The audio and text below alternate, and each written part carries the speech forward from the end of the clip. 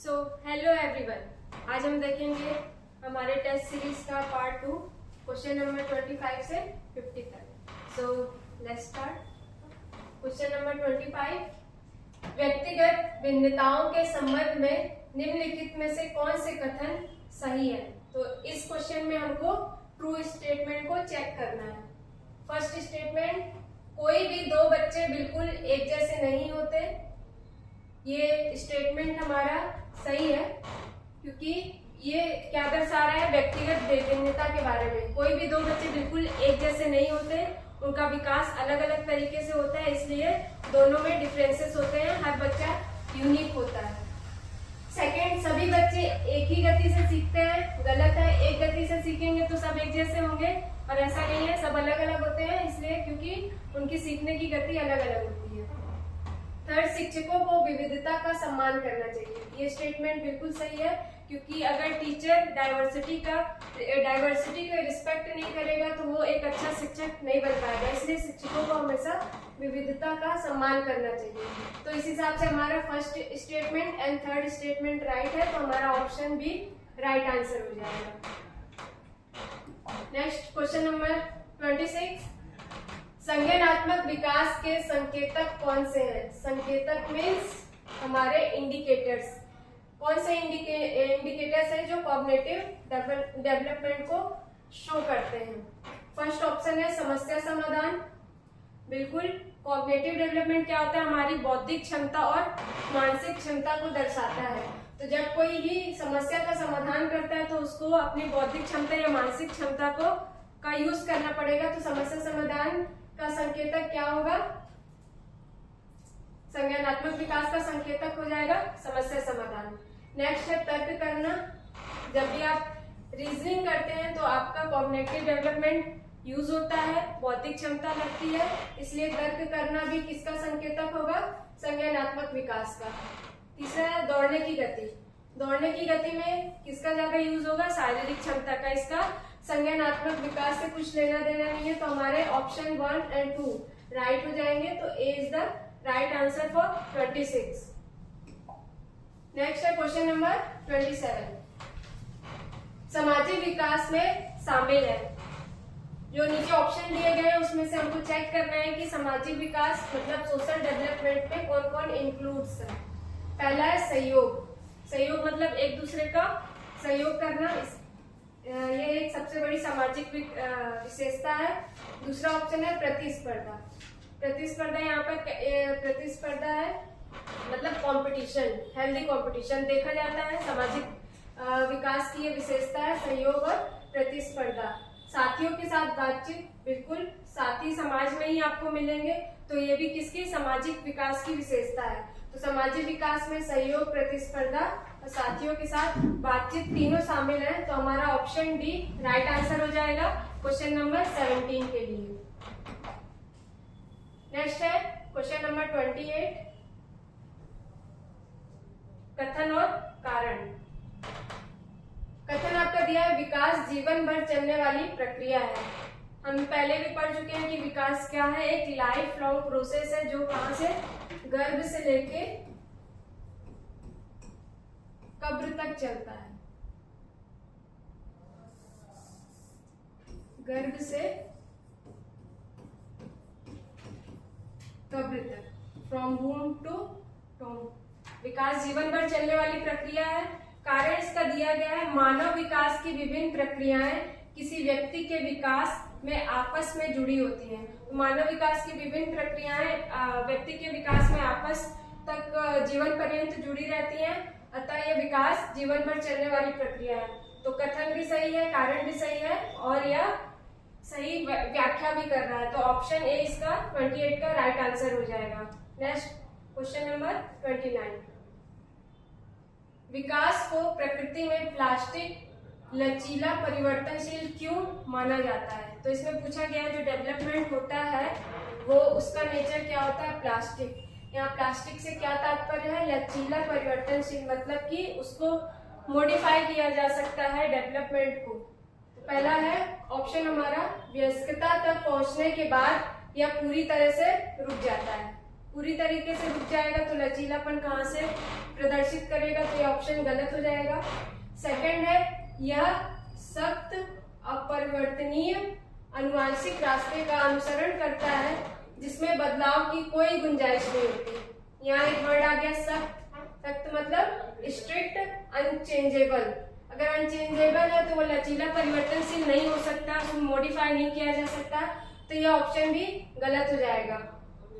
Third है यह अनुभव और पर्यावरणीय बातचीत के माध्यम से बदलाव और संशोधन के लिए खुला रहता है, तो ये एक पॉजिटिव वर्ड आ गया आपके लिए संशोधन, मतलब कि आप इसमें मॉडिफाई कर सकते हैं, तो ये पॉजिटिव स्टेटमेंट लग रहा है। फिर भी एक लास्ट ऑप्शन चेक कर लेते हैं। बाहरी परिस्थितियों की परवाह किए बिना यह हर व्यक्ति के लिए कठोर और एक समान होता है। कठोर मीन्स रिजिड वर्ड आ गया, तो रिजिड है तो मॉडिफिकेशन नहीं हो सकता, तो ऑप्शन सी राइट आंसर हो जाएगा क्वेश्चन नंबर 29 के लिए। नेक्स्ट देखेंगे क्वेश्चन नंबर 30। किस भारतीय मनोवैज्ञानिक ने भारतीय संदर्भ में बच्चों के विकास को समझने के लिए एक पारिस्थितिकी मॉडल प्रस्तुत किया? ऑप्शन देख लेते हैं। Smarak Swain, option A. Option B Durgananda Sinha, Narendra Nath Sen Gupta, doctor Prerna Kohli. तो इसमें पूछा है कि भारत के संदर्भ में किसने पारिस्थितिकी मॉडल प्रस्तुत किया है। तो आपको पता होगा कि विश्व के संदर्भ में पारिस्थितिकी मॉडल प्रस्तुत करने वाले ब्रॉन फेन ब्रेनर नाम के मनोवैज्ञानिक थे जिन्होंने विश्व के संदर्भ में पारिस्थितिकी मॉडल प्रस्तुत किया था। इसी से इंस्पायर होके भारत के प्रोफेसर दुर्गानंद सिन्हा, ये प्रोफेसर थे, इन्होंने भारत के संदर्भ में एक पारिस्थितिकी मॉडल प्रस्तुत किया था विकास बाल विकास में, जिसमें बालक के विकास को वातावरण से जोड़कर उन्होंने प्रस्तुत किया था एक पारिस्थितिकी मॉडल की तरह। तो दुर्गानंद सिन्हा, प्रोफेसर दुर्गानंद सिन्हा क्या हो जाएगा? राइट आंसर हो जाएगा। इसमें बाकी जो ऑप्शन दिया है, ऑप्शन है स्मारक स्वैन, ये एक IRS अधिकारी थे और साथ साथ एक लेखक भी थे जिन्होंने उनकी दो फेमस बुक है। फर्स्ट है अप्लाइड साइकोलॉजी और सेकंड इनकी एक फेमस बुक है माइंड गेम। ये एक IRS अधिकारी थे, साथ ही साथ इनकी रुचि मनोविज्ञान में थी और इन्होंने ये दो बुक लिखी थी।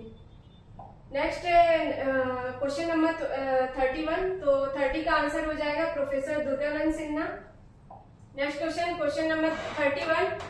किसने कहा कि विकास शब्द का अर्थ है परिपक्वता और अनुभव के परिणाम स्वरूप व्यवस्थित और अनुमानित पैटर्न में होने वाली क्रमिक परिवर्तनों की श्रृंखला? क्रमिक परिवर्तनों की श्रृंखला। तो इसका आंसर आपका हो जाएगा ऑप्शन नंबर सी। हरलॉक जो थी, ये इन्होंने विकास के चरण में होने वाले परिवर्तनों के बारे में चर्चा की थी और इस विकास के परिवर्तन के 4 इन्होंने चरण बताए थे। कितने चरण बताए थे? विकास परिवर्तन के 4 चरण।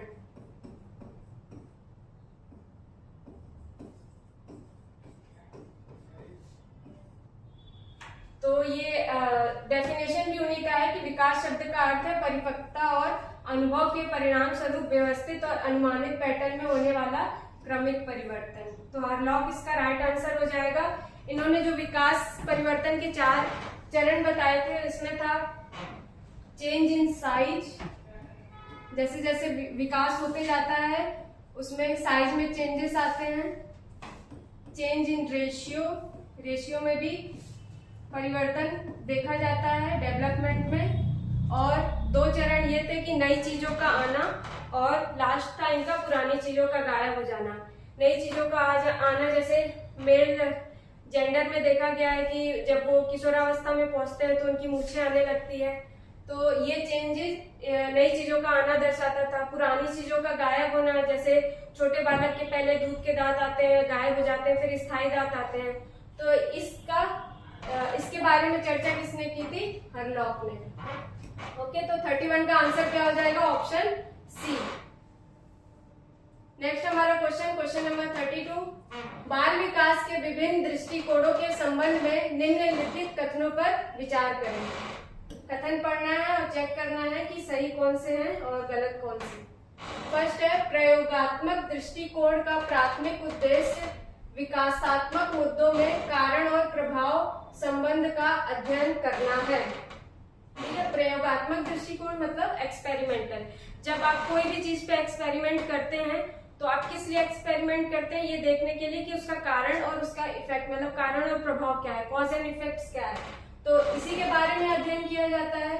ठीक है, तो ये ऑप्शन क्या हो जाएगा, ये कथन हमारा सही हो जाएगा। सेकंड है, शारीरिक दृष्टिकोण के तहत तंत्रिका तंत्र सभी शारीरिक कार्यों का नियंत्रित करता है, सभी शारीरिक कार्यों को नियंत्रित करता है। बेसिक साइंस है ये कि जो आपका नर्वस सिस्टम होता है वो आपके सभी शारीरिक कार्यों को नियंत्रित करता है।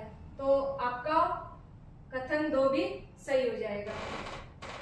कथन तीसरा है, शारीरिक दृष्टिकोण केवल शारीरिक कार्यों को प्रभावित करता है, इसका मनोवैज्ञानिक प्रक्रियाओं से कोई संबंध नहीं है। एक तो केवल नेगेटिव वर्ड आ गया, दूसरा सिर्फ शारीरिक दृष्टिकोण में देखा जाए तो शारीरिक कार्यों को वो प्रभावित नहीं करता है, आपके मस्तिष्क को भी प्रभावित करता है, ओवरऑल डेवलपमेंट को भी प्रभावित करता है। अगर आपका शारीरिक विकास सही से नहीं होगा तो आपका डेवलपमेंट पे बाधा आएगी। तो ये आपका ऑप्शन मतलब कथन जो तीसरा है वो गलत हो जाएगा। जो कथन आपका फोर्थ है, जैविक स्वरूप और मानसिक स्वरूप एक दूसरे से निकटता से जुड़े हुए हैं। ये एकदम एग्जैक्ट लाइन लिखी गई है क्योंकि जैविक स्वरूप और आपका जो मानसिक स्वरूप होता है एकदम निकटता से जुड़ा होता है, वो दोनों को एक दूसरे को प्रभावित करते हैं। कि अगर आपके जैविक स्वरूप में कोई बाधा आती है तो आपका मानसिक स्वरूप, मानसिक डेवलपमेंट में भी बाधा उत्पन्न होगी। तो आपका कथन 4 भी सही हो जाएगा। तो आपके कथन 1, 2 और 4 सही है। ऑप्शन देख लेते हैं किसमें है, केवल 1, 2, 4, ऑप्शन नंबर सी। तो आपके 32 क्वेश्चन का option C right answer. Next है क्वेश्चन नंबर 33। निम्नलिखित में कौन सा कथन बाल विकास के दायरे को सबसे अच्छी तरह परिभाषित करता है? इसके चाइल्ड डेवलपमेंट के स्कोप को पूछा गया है। ऑप्शन पढ़ लेते हैं एक बार। ए, यह सख्ती से जन्म से लेकर 18 वर्ष की आयु तक बच्चे में जैविक विकास और शारीरिक परिवर्तनों तक सीमित है।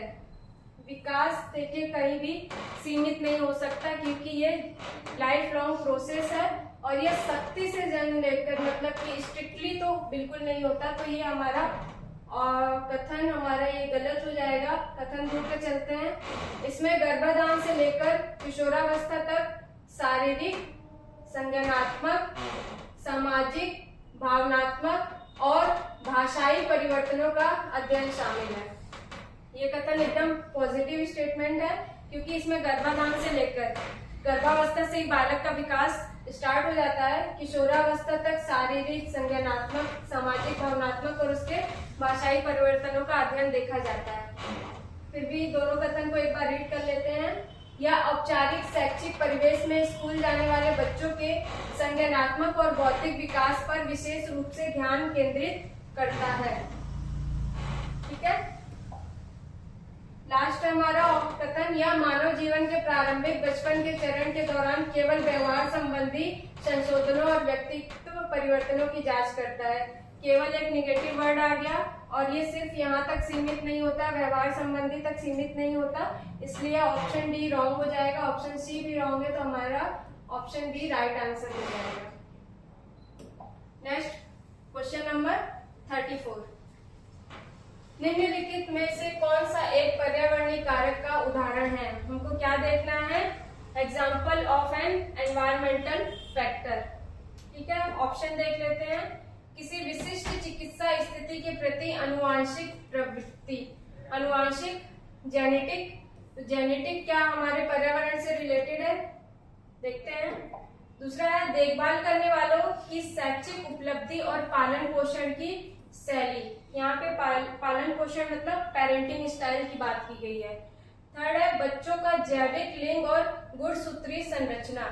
ये किसमें आता है? हमारे जेनेटिक में आता है। लास्ट ऑप्शन है आंखों का रंग और जन्मजात स्वभाव की विशेषताएं। आंखों का रंग किस पे डिपेंड करता है? हमारे जेनेटिक पे। तो ये सारे किस पे है? Genetic. Option number A, C and D किस पे है? जेनेटिक पे डिपेंडेंट है। हमसे क्या पूछा गया है? एनवायरमेंटल फैक्टर पूछा गया है। तो ऑप्शन नंबर बी क्या हो जाएगा 34 के लिए right answer. Question number 35, pre school आयु के बच्चे 3 से 5 वर्ष की आयु के व्यक्तित्व लक्षणों का मूल्यांकन करने के लिए निम्नलिखित में से किस मूल्यांकन विधि को सबसे उपयुक्त और विश्वसनीय माना जाता है? तो ऑप्शन में 4 प्रकार के मूल्यांकन विधि दिए गए हैं, ठीक है। और एज क्या दी गई हमको? प्री स्कूल के बच्चे 3 से 5 वर्ष की आयु। तो इसको हम ध्यान रखकर ऑप्शंस को पढ़ेंगे। फर्स्ट ऑप्शन स्वयं रिपोर्ट व्यक्तित्व इन्वेंटरी। ये स्वयं रिपोर्ट क्या होता है? जिसमें सेल्फ असेसमेंट किया जाता है खुद के बारे में कि वह कैसा व्यवहार कर रहा है, उसकी स्थिति क्या रही है, उसमें उसको किसमें दिक्कत आई है, ये सब चीजें सेल्फ असेसमेंट खुद के द्वारा किया जाता है। तो क्या 3 से 5 वर्ष की आयु का बच्चा सेल्फ असेसमेंट कर पाएगा? पॉसिबल नहीं है। तो इस हिसाब से ऑप्शन ए नहीं होना चाहिए। ऑप्शन बी संचरित प्रक्षेपी तकनीकें जैसे रोशार्च एक बॉल टेस्ट। एक रोशार्च नाम के वैज्ञानिक थे, मनोवैज्ञानिक, उन्होंने इंक बॉल टेस्ट दिया था।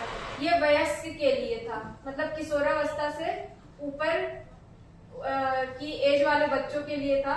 तो ये राइट आंसर नहीं हो सकता क्योंकि हमको एज क्या दी गई है? 3 से 5 वर्ष, ठीक है। तो बी ऑप्शन भी रॉन्ग हो जाएगा। सी ऑप्शन प्राकृतिक अवलोकन और किस्सा आधारित रिकॉर्ड। ये जो किस्सा आधारित रिकॉर्ड है इसी को क्या कहा जाता है? Anecdotal record. ये प्री स्कूल के बच्चों के लिए जिनकी आयु 3 से 5 या 6 वर्ष की होती है उनके लिए सबसे बेस्ट एनेक्डोटल रिकॉर्ड माना जाता है। इसमें किस्सा आधारित, इनकी घटनाओं के आधार पर उनका क्या एक रिपोर्ट तैयार की जाती है। तो ये ऑप्शन सी एकदम पॉजिटिव स्टेटमेंट है। ऑप्शन डी देखते हैं, व्यापक विषयगत प्रत्यक्षीकरण परीक्षण, जिसको शॉर्ट में क्या कहा जाता है? TAT। ये भी क्या था? वयस्क के लिए बनाया गया एक टेस्ट था जिसमें अचेतन मन के बारे में परीक्षण किया जाता था, मूल्यांकन किया जाता था। तो ये वयस्क के लिए नहीं है, तो ऑप्शन डी भी गलत हो जाएगा। हमारा राइट आंसर क्या हो जाएगा? सी। तो 35 का राइट आंसर क्या हो जाएगा? Option number C. 36 क्वेश्चन पर चलते हैं।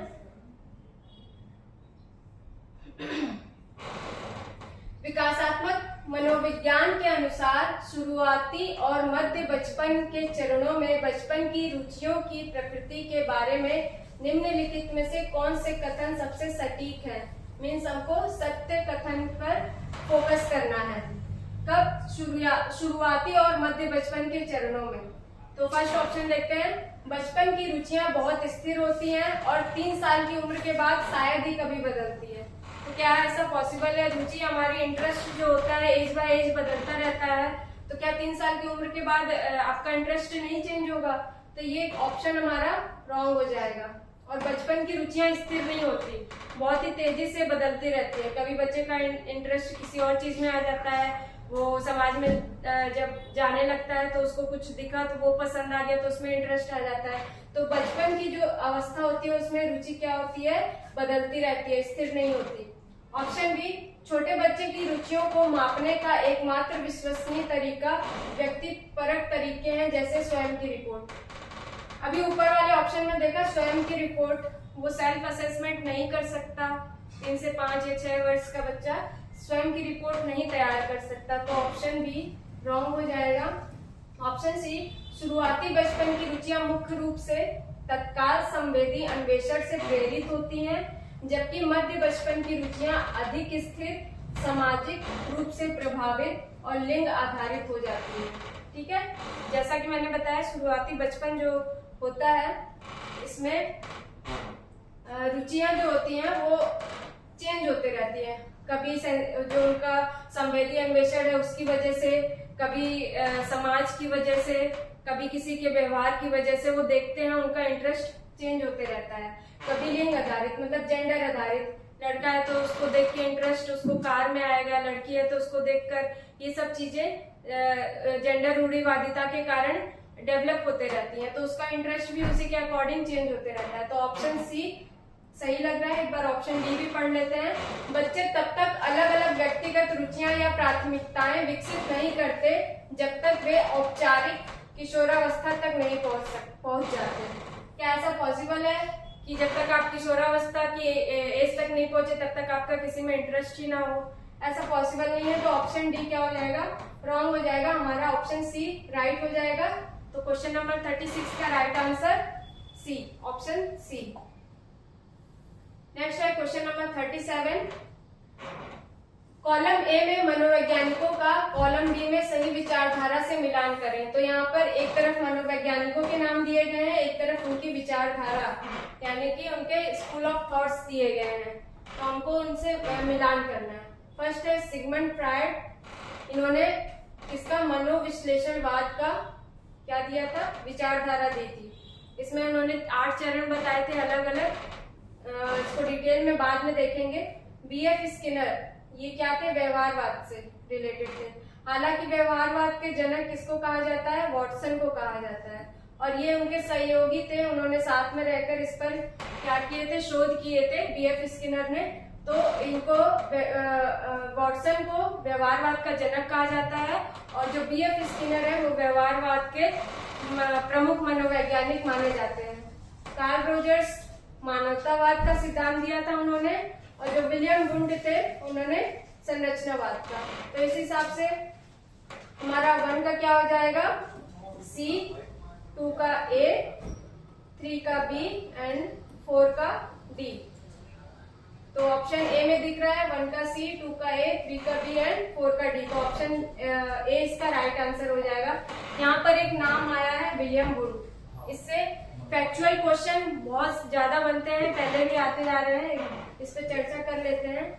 विलियम वुंड क्या थे? इन्होंने मनोविज्ञान जो एक सब्जेक्ट हम पढ़ते हैं उसको स्वतंत्र किया था। पहले के समय में क्या होता था? दर्शन शास्त्र करके एक सब्जेक्ट होता था, उसी में शिक्षा, मनोविज्ञान सब समाहित होता था। ये एक ऐसे मनोवैज्ञानिक थे जिन्होंने उस पर शोध किया और मनोविज्ञान को दर्शन शास्त्र से स्वतंत्र किया और एक स्वतंत्र विषय बनाया इसको। इस पर उन्होंने कई शोध किए, और यही पहले ऐसे व्यक्ति हैं जिन्होंने अपने आप को मनोवैज्ञानिक नाम की संज्ञा दी। और साथ ही साथ ये जर्मनी के थे। इन्होंने जर्मनी के, ये फैक्चुअल क्वेश्चन आ चुका है, जर्मनी के लिप्जिंग नामक शहर में इन्होंने प्रथम मनोवैज्ञानिक शाला खोली थी। ठीक है, तो इसका नाम याद रखेंगे आप, विलियम वुंड। इन्होंने अपने आप को प्रथम मनोवैज्ञानिक नाम की संज्ञा दी थी। इन्होंने दर्शन शास्त्र से मनोविज्ञान नामक विषय को स्वतंत्र किया था, एक अलग विषय बनाया था, और जर्मनी के लिप्जिंग शहर में इन्होंने प्रथम मनोवैज्ञानिक शाला खोली थी। Question number 38। इसमें एक तरफ सिद्धांतकार दिए गए हैं और एक तरफ उनकी मुख्य अवधारणा दी गई है उनसे संबंधित, उनको उससे मैच करना है। जीन पियाजे का आपने नाम सुना है, बहुत फेमस है ये मनोविज्ञान के विषय में। इन्होंने क्या दिया था? संज्ञानात्मक विकास के चरण। कितने चरण दिए थे इन्होंने? 4 चरण दिए थे। तो ए का क्या हो जाएगा? 4। लेव वाइगोत्स्की, इन्होंने सामाजिक सांस्कृतिक संबंधी क्षेत्र में बाल विकास का अध्ययन और शोध किया था। उसी में उन्होंने किसकी चर्चा की थी? निकटस्थ विकास क्षेत्र, जिसको शॉर्ट में ZPD कहा जाता है। इसका फुल फॉर्म होता है जोन ऑफ प्रॉक्सिमल डेवलपमेंट। तो हमारा बी का क्या हो जाएगा? 1। लॉरेंस कोलबर्ग, इनका सबसे फेमस है नैतिक विकास का चरण। इन्होंने बालकों में नैतिक विकास कैसे होता है, उनकी उसमें तर्क कैसे करते हैं, किसी सिचुएशन में नैतिकता कैसे यूज करते हैं, इसके बारे में चर्चा की थी। एरिक एरिक्सन का क्या है? विकास के मनोसामाजिक चरण में मानव का सामाजिक अध्ययन किया था और इसके अलग अलग चरण बताए थे। तो हमारा सी का 3 हो जाएगा और डी का 2, ए का 4, बी का 1, सी का 3 एंड डी का 2। तो ऑप्शन ए राइट आंसर हो जाएगा किसका? 38 का। क्वेश्चन नंबर 39, ये एक सिचुएशन बेस्ड क्वेश्चन है। पहले रीड कर लेते हैं। विज्ञान की कक्षा में 8 साल की रिया को बराबर मात्रा में पानी से भरे 2 एक जैसे छोटे चौड़े गिलास दिखाए जाते हैं। उसको क्या दिखाया गया है? पानी से भरे 2 अलग अलग गिलास। कैसे हैं? छोटे चौड़े। टीचर एक गिलास का पानी एक लंबे संकरे गिलास में डालती है। जब पूछा जाता है कि किस गिलास में ज्यादा पानी है, तो रिया सही दोनों की ओर इशारा करती है और कहती है दोनों में अभी भी बराबर मात्रा है। आपने बस इसे एक लंबे गिलास में डाल दिया है। उसने तर्क भी दिया कि क्यों है, और अगर आप इसे वापस डालेंगी तो यह वैसा ही दिखेगा जैसा पहले था। तो जीन पियाजे के सिद्धांत के आधार पर रिया ने कौन सी संज्ञानात्मक उपलब्धि हासिल की और वह विकास के किस चरण में है? तो सबसे पहले हमको एक क्लू ऑप्शन में ही मिल गया है। क्या कहा है कि 8 साल की रिया है, और ये किसका सिद्धांत पे आधारित है? जीन पियाजे के सिद्धांत पर आधारित है। तो हमको वह विकास के किस चरण में है, हमको यही बताना है। ठीक है, तो 8 साल की एज किसमें आता है? सबसे पहला ऑप्शन है हमारा सेंसरी मोटर चरण में वस्तु स्थायित्व। सेंसरी मोटर चरण में बच्चे की एज कितनी होती है? From 0 to 2 years। Pre operational चरण में आत्म केंद्रिता आती है, ये 2 से 6 या 7 years मानी जाती है। तो इसमें स्पेसिफिक मेंशन है कि वो 8 साल की है, तो ये तो ऑप्शन बी नहीं होगा, ऑप्शन ए भी नहीं होगा। कॉन्क्रीट ऑपरेशनल चरण में संरक्षण और प्रतिवर्तता, और यही 7 to 8 या 12 तक एज किसकी मानी जाती है? कॉन्क्रीट ऑपरेशनल चरण में। और यही 4 चरण किसके हैं? जीन पियाजे के। उन्होंने विकास के सिद्धांत में बाल विकास के ये 4 चरण बताए थे। तो ये 7, 8 से कितना 11, 12 मानी जाती है। और लास्ट है फॉर्मल ऑपरेशनल चरण में परिकल्पनात्मक निगमनात्मक तक, ये 11, 12 से 18 एज तक इन्होंने चरण दिए थे। तो ऑप्शन सी हमारा राइट आंसर हो जाएगा। और इसकी बात हो रही है यहाँ पर संरक्षण की बात हो रही है, तो यहाँ संरक्षण शब्द भी दिया है, तो आप यहाँ से भी करेक्ट आंसर को चेक कर सकते हैं। तो क्वेश्चन नंबर 39 का आंसर क्या हो जाएगा? Option C. नेक्स्ट है क्वेश्चन नंबर 40। शिशु के व्यवहार के बारे में नीचे दिए गए कथनों को पढ़ें और जीन पियाजे के संज्ञानात्मक विकास के सिद्धांत का सही चरण की पहचान करें। अगेन एक जीन पियाजे के सिद्धांत पर उनके चरण देखना है, और ये जो कथन दिए गए हैं वो कौन से चरण से मेल खाते हैं हमको चेक करना है। पहले तीनों कथन को एक एक करके पढ़ लेते हैं। 8 महीने का शिशु खिलौने को तब भी ढूंढता रहता है जब उसे पूरी तरह से कंबल के नीचे छिपा दिया जाता है। तो पहले कथन में क्या कहा गया है? कोई एक 8 महीने का शिशु है, वो क्या कर रहा है? खिलौनों को तब भी ढूंढ रहा है जब उसको कंबल पे नीचे छुपा दिया गया है। कथन 2 है बच्चा बुनियादी अनैच्छिक संवेदी अनुभवों और मोटर क्रियाओं का उपयोग करके सक्रिय रूप से पर्यावरण को जानना समझना सीखता है।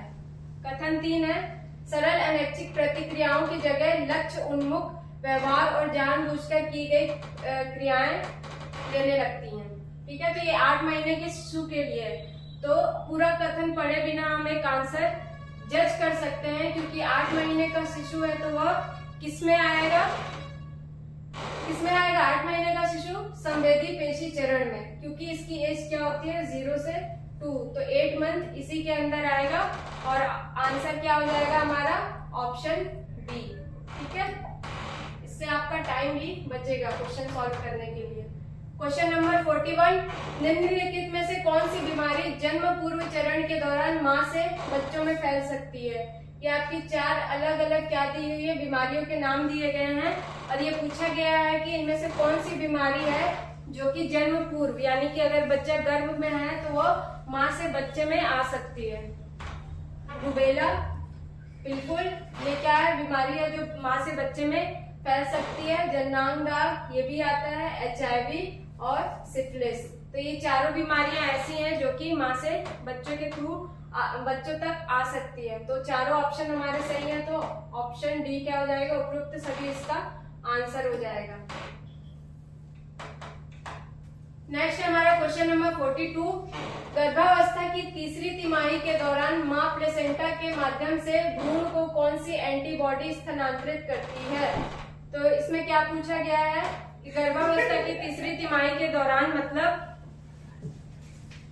माँ प्लेसेंटा, प्लेसेंटा क्या होता है, जिसके थ्रू बच्चों को पोषण या फिर इम्यूनिटी पहुंचाई जाती है, माँ के द्वारा बच्चों तक पहुंचाया जाता है जब बच्चा गर्भ में रहता है। तो ऐसी कौन सी एंटीबॉडी है, तो इसका आंसर क्या हो जाएगा हमारा ऑप्शन बी IgG। ये ऐसे लिखते हैं, हिंदी में लिखा हुआ है इसलिए थोड़ा अजीब दिख रहा है, IgG। इसका फुल फॉर्म क्या होता है, इम्यूनोग्लोबिन जी, ठीक है, इम्यूनोग्लोबिन जी इसका फुल फॉर्म होता है और ऑप्शन बी इसका क्या हो जाएगा राइट आंसर। अब चलते हैं 43। निम्नलिखित में से कौन सा जोड़ा विशिष्ट प्रतिरक्षा कोशिकाओं के परिपक्व होने के लिए जिम्मेदार प्राथमिक अंग और एंटीबॉडी बनाने वाली कोशिकाओं के प्रकार का सही मिलान करता है।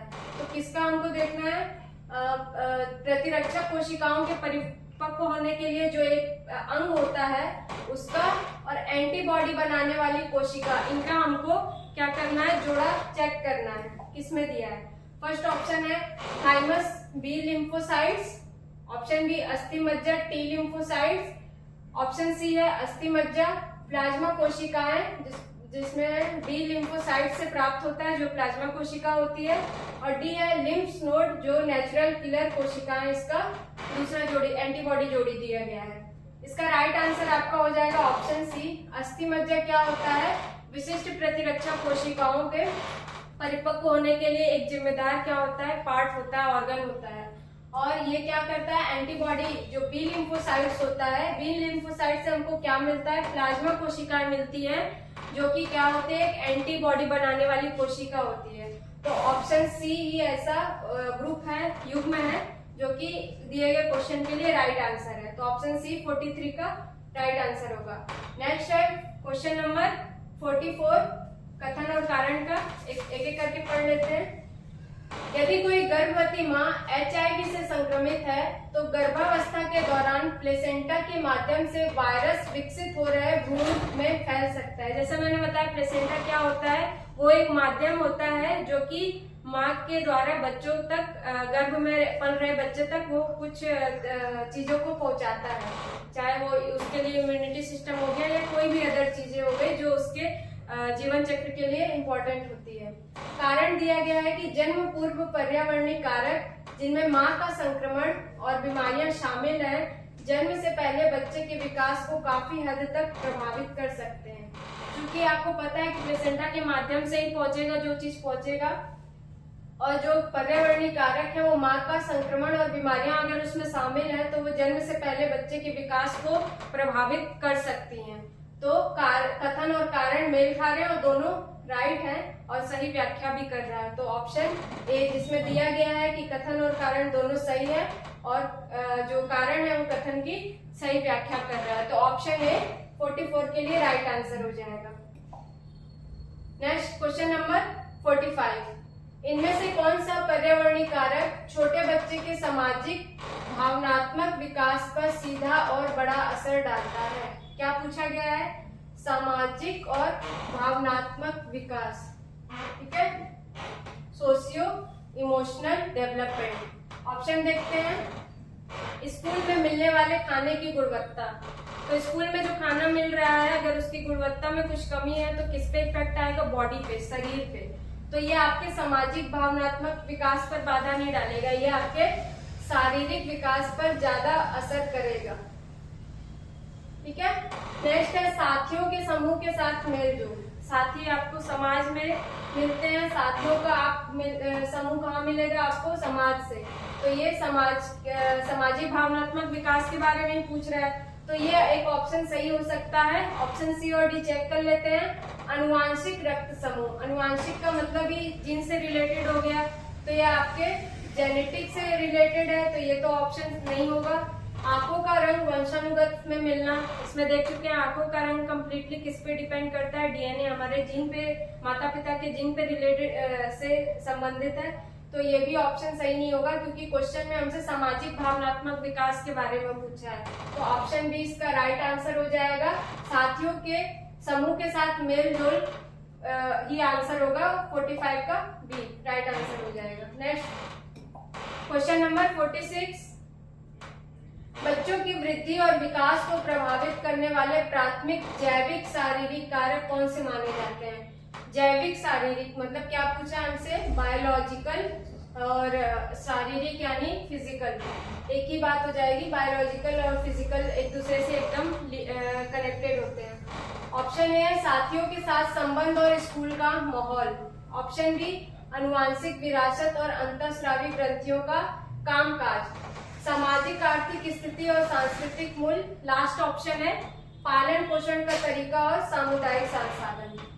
देखिए जो पहला ऑप्शन है साथियों के साथ, अभी हमने देखा साथियों का किससे संबंधित हो गए? समाज से। तो क्या इसमें सामाजिक कारक पूछा है? नहीं, इसमें क्या पूछा है? जैविक और शारीरिक कारक। तो ऑप्शन ए रॉन्ग हो जाएगा। आनुवांशिक विरासत और अंतःस्रावी ग्रंथियां जेनेटिक रिलेटेड है और साथ में अंतःस्रावी ग्रंथियों का कामकाज, जो आपकी हार्मोनल्स जो ग्लैंड्स होती हैं, इन्हीं से क्या हमारा शारीरिक विकास जुड़ा होता है। आनुवांशिक विरासत से भी आपका शारीरिक विकास जुड़ा होता है। तो ये जैविक बायोलॉजिकल टर्म दिया है ना, बायोलॉजिकल, तो उसमें जेनेटिक्स कंप्लीटली तरीके से आएंगे। अंतःस्रावी ग्रंथियों का कामकाज भी आएगा क्योंकि ये आपके शरीर के विकास के यानी शारीरिक विकास के लिए कारक माना जाता है। तो ये इसमें जैविक और शारीरिक सम्मिलित होंगे। नेक्स्ट है सामाजिक आर्थिक स्थिति। तो इसमें सामाजिक वर्ड आ गया, तो ये जैविक शारीरिक का कारक नहीं माना जा सकता। पालन पोषण का तरीका और सामुदायिक संसाधन, पेरेंटिंग और ये जो कम्युनिटी रिसोर्स है, ये जैविक शारीरिक कारक नहीं होगा। तो ऑप्शन बी हमारा क्या हो जाएगा? Right answer. 46 के लिए क्या हो जाएगा हमारा? ऑप्शन बी राइट आंसर हो जाएगा। इसी तरीके से आप वर्ड को पकड़कर आप ऑप्शन पे सही ऑप्शन तक पहुंच सकते हो। ठीक है। क्वेश्चन नंबर 47, बच्चों को छोटे वैज्ञानिक किसने कहा जो सक्रिय रूप से ज्ञान का निर्माण करते हैं? अगेन एक स्टेटमेंट, डायरेक्ट क्वेश्चन। तो इसके ऑप्शन क्या क्या? बीएफ स्किनर, जिसके बारे में पहले भी बता चुकी हूँ कि ये क्या थे? व्यवहारवादी थे। ठीक है, कोई कैसा व्यवहार कर रहा है, उसका बिहेवियर क्या है, बच्चे किसी के बिहेवियर से कैसे सीखते हैं, इस पर इन्होंने क्या किए थे? सिद्धांत दिए थे। इसी पे उन्होंने कार्य किया था, शोध किया था। जीन पियाजे बाल विकास के इन्होंने जो चरण दिए थे, अलग अलग 4 चरण दिए थे। इन्होंने ही क्या कहा था? छोटे बच्चों को नन्हे वैज्ञानिक या छोटे वैज्ञानिक, इन्होंने ही कहा था। और क्या इनके साथ सक्रिय रूप से ज्ञान का निर्माण करते हैं? छोटे बच्चों के साथ सक्रिय यानी पैसिव एक्टिवली कंस्ट्रक्ट नॉलेज, जो इनको लिटिल साइंटिस्ट कहा था जीन पियाजे ने। तो कहीं भी अगर आपको छोटे वैज्ञानिक या नन्हे वैज्ञानिक लिखा हुआ मिल जाए तो उसका आंसर क्या होगा? जीन पियाजे। तो 47 का आंसर बी हो जाएगा। अल्बर्ट बंडूरा, ये भी एक फेमस नाम है डेवलपमेंट थ्योरी में। इन्होंने बोबोडॉल का प्रयोग करके सामाजिक अधिगम का एक सिद्धांत दिया था, जिसमें इन्होंने बताया था कि कोई बच्चा किसी को देखकर यानी अनुकरण करके कैसे बिहेव करता है समाज में। ठीक है। और सिगमंड फ्रायड हम पढ़ चुके हैं, इन्होंने मनोविश्लेषणवाद का एक सिद्धांत दिया था, जिसमें उन्होंने 8 चरण बताए थे।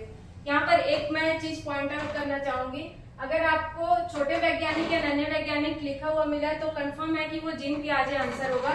लेकिन अगर आपको सक्रिय रूप से ज्ञान निर्माण करते हैं, ये वर्ड लेव वाइगोत्स्की ने भी अपने सिद्धांत में प्रयोग किया था।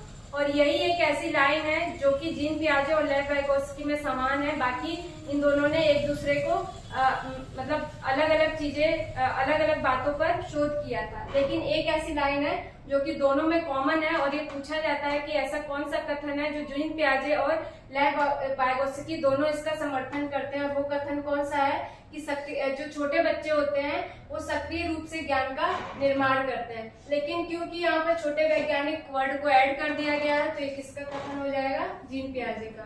तो 47 का ऑप्शन बी राइट आंसर हो जाएगा। नेक्स्ट हमारा क्वेश्चन नंबर 48, पियाजे की पूर्व संक्रियात्मक अवस्था में बच्चे के किसी दूसरे व्यक्ति के नजरिए को ना समझ पाने की अक्षमता को क्या कहा जाता है? ठीक है, ये एक अच्छा क्वेश्चन है। इसमें क्या बोला गया है कि कोई एक पूर्व संक्रियात्मक अवस्था का बच्चा है वो क्या कर रहा है, किसी दूसरे व्यक्ति के नजरिए को समझ नहीं पा रहा है। ठीक है, तो इसमें ऑप्शन ए है आत्म केंद्रिता, इंग्लिश वर्ड भी देख लेते हैं, ईगोसेंट्रिज्म, स्थितिवाद यानी कि सिचुएशनिज्म, व्यवहारवाद बिहेवियरिज्म, मानवतावाद ह्यूमनिज्म। तो इसका राइट आंसर क्या हो जाएगा, आत्म केंद्रिता। ये वर्ड जीन पियाजे ने ही यूज किया था अपने सिद्धांत में। इंग्लिश वर्ड देखिए, ईगो से ये मत समझिएगा कि यहाँ स्वार्थी होने से कुछ संबंध है, ऐसा कुछ नहीं है। स्वार्थी नहीं होता है बच्चा, वो अपनी ही दुनिया में मग्न होता है, उसको किसी और व्यक्ति का नजरिया समझ में नहीं आता। एक एग्जांपल से बता सकती हूँ, जैसे कि छोटा बच्चा क्या होता है, आपने देखा होगा आपके घर में अगर छोटे बच्चे होंगे वो क्या करते हैं, लुका छुपी वाला गेम खेलते हैं और खुद ही खड़े खड़े वहीं खड़े रहेंगे, अपनी आंखें बंद कर लेंगे और बोलेंगे कि मुझे ढूंढो। उनको लगता है कि उसने अपनी आंखें बंद कर ली तो वो किसी को नहीं दिख रहा है, वो अपने सोच से समझ रहा है, उसको वो दूसरे व्यक्ति के नजरिए को नहीं समझ सकता उस एज में। इसी को पियाजे ने क्या कहा था कि बच्चे क्या होते हैं, आत्म केंद्रिता, अपने आप को ही सब कुछ समझते हैं, वो दूसरे व्यक्ति के नजरिए को उस एज में समझने में सक्षम नहीं होते हैं। तो इसका आंसर क्या हो जाएगा, 48 का ऑप्शन ए। क्वेश्चन नंबर 49, संज्ञानात्मक विकास का सामाजिक सांस्कृतिक सिद्धांत किसने दिया, जिसमें संस्कृति और सामाजिक बातचीत की भूमिका पर जोर दिया गया। आपको मैंने कल भी एक क्वेश्चन में बताया था कि हमको वर्ड्स पे ज्यादा ध्यान देना है सीडीपी में, उससे हम राइट आंसर तक पहुंच सकते हैं। यहाँ पर सामाजिक सांस्कृतिक सिद्धांत की बात की गई है। जहां भी आपको सामाजिक सांस्कृतिक वर्ड एक साथ दिखे, हमारा वन एंड ओनली आंसर क्या होगा, लेव वाइगोत्स्की। उन्होंने ही बच्चों के सामाजिक और सांस्कृतिक यानी सोशल एंड कल्चर पर एक थ्योरी दी थी और ये थ्योरी उनकी बहुत फेमस रही थी। कौन थे ये, लेव वाइगोत्स्की। ये कहाँ के थे, रसिया के थे, रसिया के मनोवैज्ञानिक थे। नेक्स्ट हमारा आज का लास्ट क्वेश्चन नंबर 50, वाइगोत्स्की के सिद्धांत में ZPD का क्या अर्थ है। वाइगोत्स्की यही जिन्होंने सोशल कल्चरल थ्योरी दी थी, उसमें उन्होंने एक वर्ड का यूज किया था ZPD। तो इसका फुल फॉर्म मैंने पहले भी बता दिया, इसका क्या होता है, जोन ऑफ प्रॉक्सिमल डेवलपमेंट। ठीक है, हिंदी में नहीं दिया इसमें, समीप निकटस्थ का कुछ क्षेत्र इसका एग्जैक्ट वर्ड होता है। और ऑप्शन डी हमारे आज के लास्ट क्वेश्चन का आंसर हो जाएगा। अब हम नेक्स्ट के क्वेश्चंस अपने अगले पार्ट में देखेंगे। Thank you.